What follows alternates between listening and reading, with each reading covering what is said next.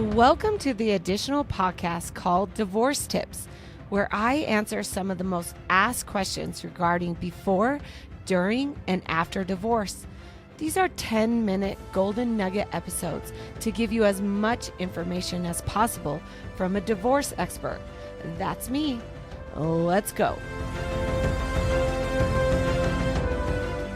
Welcome to an episode of Divorce Tips Halloween episode. Today we are talking about horror stories within divorce. And the first thing that we want to address is the horror of being falsely accused of something that is not true.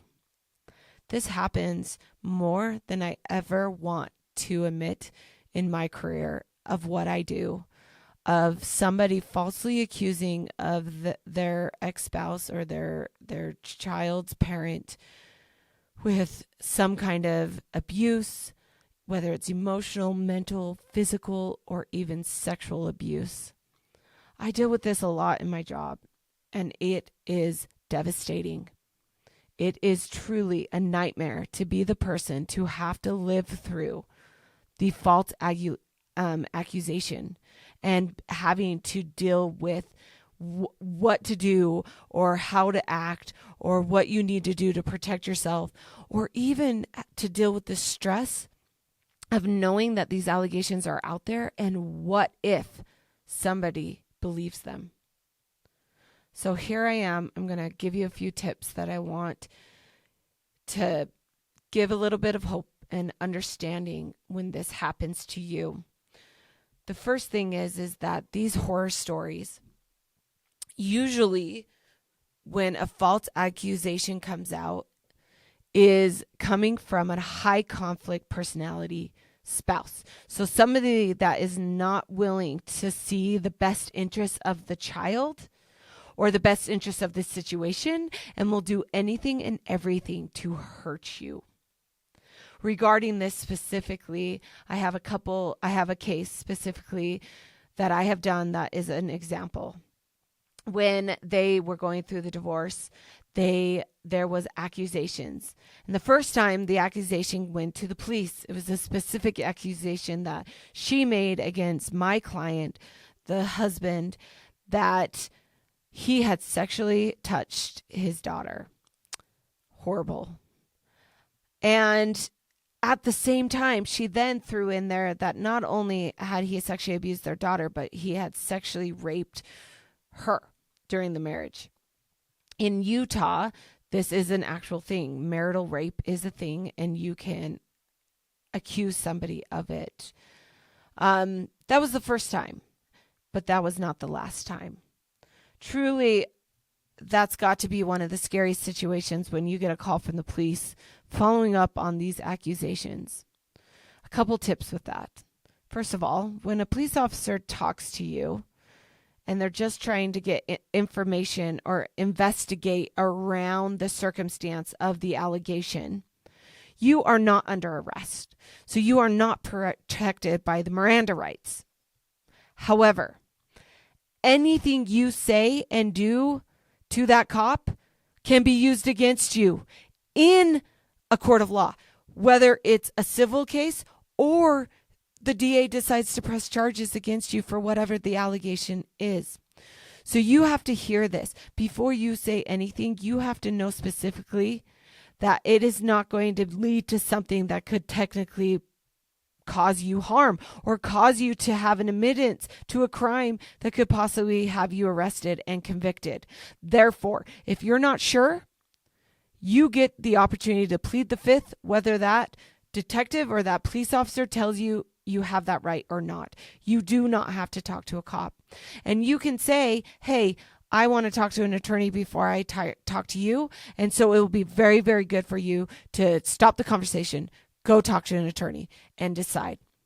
Your attorney can give you advice on whether it's best to do a statement, to talk to the police officer, to talk to the detective, or to stay silent. But you have to know that, because if you put yourself in a situation where you admit something that is technically a crime, even if you didn't mean it, even if you feel remorse, even if it happened a long time ago, you have to remember that it can be used against you. So protect yourself.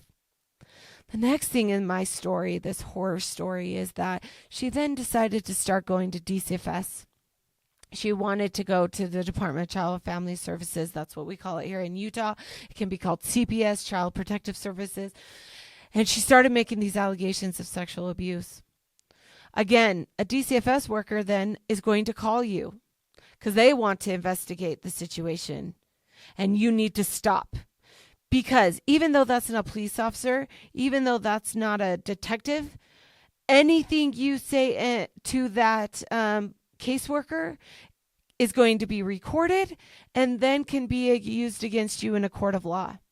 So I always say, stop before you say something, and make sure you talk to an attorney before you do anything. Sometimes it makes absolute perfect sense to make a statement to these caseworkers because you didn't do anything wrong. We have the proof to show that you don't have anything wrong. And we know that there's nothing you can say within this confines of this statement that can be used against you in court.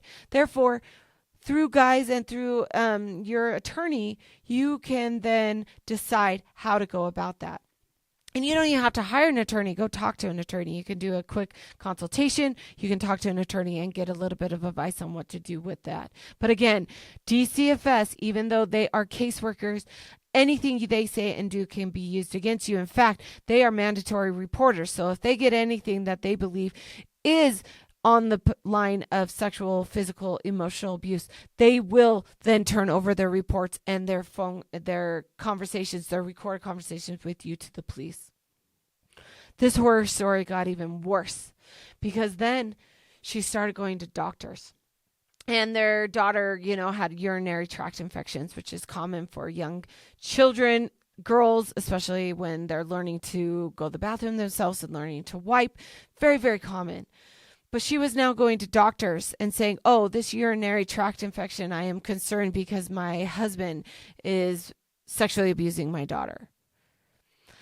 And again, doctors are mandatory reporters. So if they hear that, the first thing they're going to have to do, because if they don't, they could lose their license, they're going to turn around and tell the cops, or they're going to call DCFS, and an investigation is going to happen. So again, you have to be very, very aware of what's going on. You have to be in communication with those doctors, meaning you need to be prevalent in your child's life. You need to know who the pediatrician is. More than not, if you know who the pediatrician is and the pediatrician knows you, they're going to take a pause to want to get more information before they just pass on this false allegation because they know you. They've seen you with their child. And again, you didn't raise any red flags with them. Therefore, they're going to want to be more investigative in figuring out what's going on and want to be more apparent and upfront with you.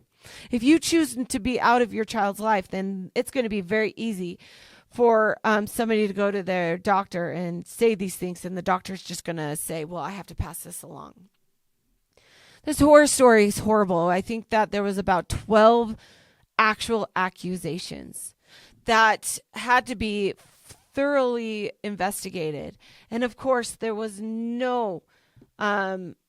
absolutely no evidence that this was true, that this was happening.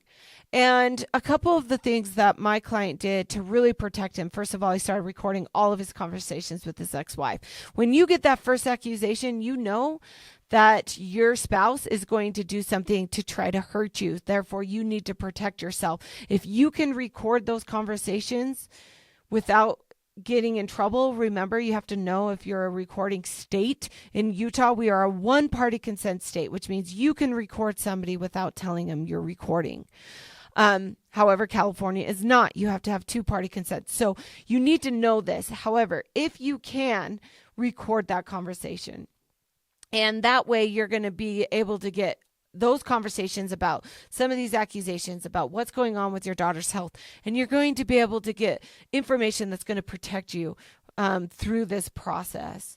Also, write notes. If you weren't able to record, you need to write down immediately that this is what happened. This was the conversation you had with the doctor. This is what you said, because you also want to make sure that whatever you said is consistent throughout the process. If you say one thing to the cops, another thing to DCFS, another thing to the judge on the stand, those are going to come out because the doctors are going to write notes about the conversation. DCFS is recording it. Police officers are either typing it or recording it. So you have to make sure your story is consistent. And the best way to do that is remember your story. If you change your story, that just leads to credibility issues and shows that you're possibly lying. So you don't want to do that. You want to have your story straight. What I want to talk about and give you a little bit of hope is that she presented this evidence again at trial. 5 years after this, we've been going, we had debunked all of these accusations, but she got on the stand and she wanted to talk about it. Now, we brought the evidence to court because we wanted to show that she was absolutely using this.